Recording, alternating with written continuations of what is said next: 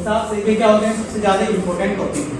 तो इसमें हिरण्यनी या फिर हिरण्यानी आप जो पढ़ सकते हैं। तो हिरण्यनी किसको बोलते हैं? हिरण्यनी नदी का नाम क्या है? इसको वेदों में इंडस नदी को बोला जाता था हिरण्यनी। ठीक है, अब वेदों में इंडस नदी, सिंधु नदी किस लिए फेमस है? तो सिंधु नदी के तट पर क्या हुआ? सिंधु नदी के किनारे क्या है? चनहुदड़ो। ठीक है, और चनहुदड़ो की खोज किसने की थी? एमसी मजूमदार। और चनहुदड़ो में क्या सबसे ज्यादा मतलब होगा ना प्रचलित क्या है? आपसे पूछा जाता तो वो चीज प्रचलित क्या है? तो यहाँ पे बीड मेकिंग लिपस्टिक, मतलब लिपस्टिक की अगर बात आपसे एग्जाम में पूछा जाएगा तो उसका आंसर क्या होगा? चनहुदड़ो। दूसरा आते हैं अस्कनी का चेनाब नदी को अस्कनी बोला जाता था। कहाँ पे? वेदों में। अब जैसे झेलम को बोला जाता था विदिशा, ब्यास को बोला जाता था कासा, उसी तरह से रावी नदी का नाम था परुस्नी।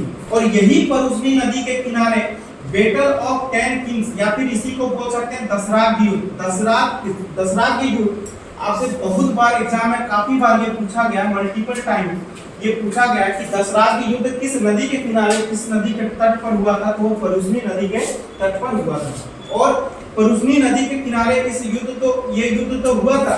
अब ये युद्ध किसके बीच लड़ा गया? तो राजा सुदास वर्सेस 10 जनजातियों का संघ। 10 जनजातियों का था, क्या था? एक समूह था, एक काफिला था, उसके बीच और राजा सुदास, उधर से राजा सुदास का टीम था। तो दोनों के बीच युद्ध हुआ जिसमें से राजा सुदास की क्या हो गई? जीत हो गई। अब ये दसराग के युद्ध का सबसे सर्वप्रथम उल्लेख मतलब हम लोग को पता कहां से चलता है? तो इसका सर्वप्रथम उल्लेख कहां पे होता है? ऋग्वेद के 7वें मंडल में। ऋग्वेद के 7वें मंडल में इसका सर्वप्रथम क्या होता है? उल्लेख होता है। और उसमें बताया गया कि राजा सुदास और 10 जनजातियों का संघ के बीच क्या हुआ था? दसराग युद्ध हुआ था, जिसमें से राजा सुदास की क्या हुई? जीत हो गई। ठीक है, अब आते हैं हम लोग सतुद्री नदी। सतुद्री नदी को बोला जाता था, इस सतलज नदी को बोला जाता था सतुद्री। ठीक है, अब नदी तमा, देवी तमा, महातमा। तमा जैसे आ जाए तो समझ लीजिए वो किसका नाम है?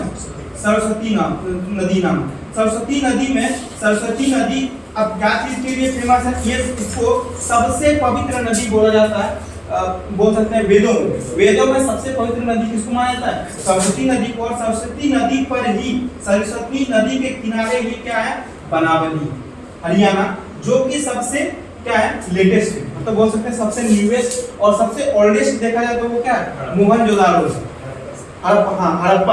हड़प्पा सबसे पुराना है और ये क्या है? लेटेस्ट है। सबसे लेटेस्ट कौन है? बनावली। अब आ जाते हैं हम लोग किस पे आएंगे? हाँ, हरियाणा। बनावली में बता दीजिए कि क्या अवशेष हमको मिलता है? हाँ, जूते हुए खेत यानी कि वुडन फ्लॉक हमको यहाँ पे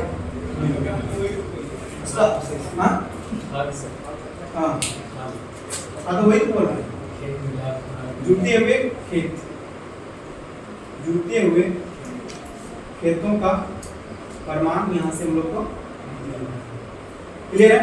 अब आ जाते हैं हम लोग इस पर, बंद कर दीजिए, कल काट नहीं पाए थे।